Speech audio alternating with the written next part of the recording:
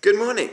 In this week's Sidra, Moshe Rabbeinu paints us a picture of the danger that we face one day of forgetting Hashem and how to prevent that from happening. So the first thing he says is that you're coming to this wonderful good land. Hashem is going to bless you. You're going to be prosperous and successful. You're going to be living the good life. And then the time may come that you turn around and say, why do I need Hashem? I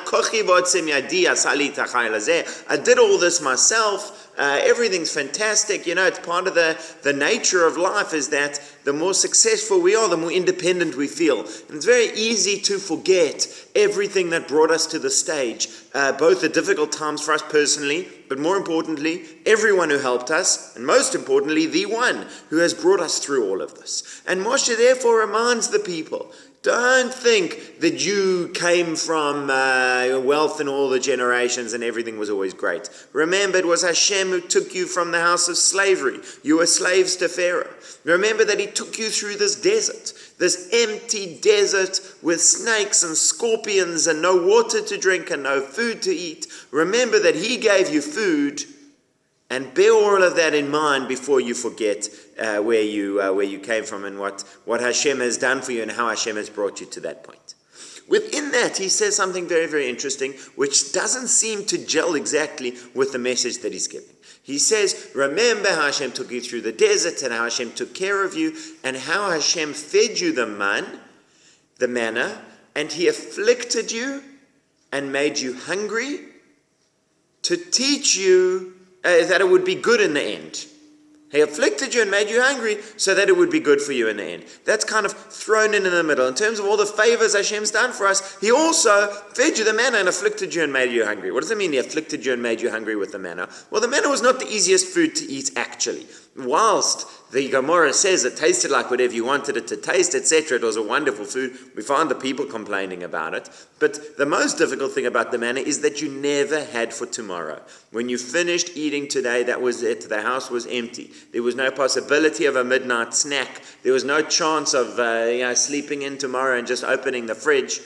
There was no more food in the home. You were completely dependent on Hashem providing the manna for you the next day. Now, Hashem did. Hashem provided the manna every single day over the course of those 40 years. But that requires a great deal of faith to really accept that tomorrow the manna is going to be there. It's a difficult thing. There's a hunger that goes beyond the empty belly, right? They had enough food to eat, but the hunger was knowing that the next day, you might not have. And sometimes they actually got hungry, and and that's why they asked in the first place. They were out of food. So Hashem made you hungry, and Hashem afflicted you. The manna was a difficult thing in order to do good for you in the end. Now, how does that relate? That idea, which is a good idea, how does that relate to the original message? The original message is, remember how you got to this point, and don't think that I did all of this myself. You should remember Hashem did it for you, and think of all the things that Hashem did for you to bring you to this point. So we're speaking about the kindnesses, the goodness of Hashem. We're speaking about that he took us out of slavery, right? We were slaves, this is how he helped us, the ways in which Hashem has helped us. We were thirsty, Hashem gave us water, we would have died.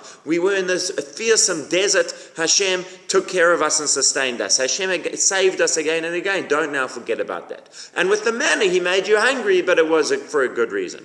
What's the tie-in? So Rabbi Shimshon Raphael Hirsch explains that this is teaching you something fundamental about the way that Hashem is taking care of us. The whole theme is Hashem has taken care of you until now, and Hashem will continue taking care of you. He says the lesson of the manna was not just for those 40 years. The lesson of the manna is something that you are supposed to integrate into your life constantly and throughout all of the history going forward.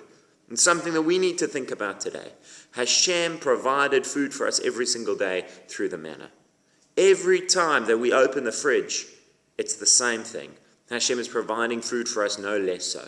When we went hungry in the desert, Hashem gave us the food. And when we stand in our lives today, whether it's with all of the goodness and prosperity that we have, we must never forget where that is coming from. So that's really the message. The message is not just, Hashem took care of you when you were down, don't forget him now.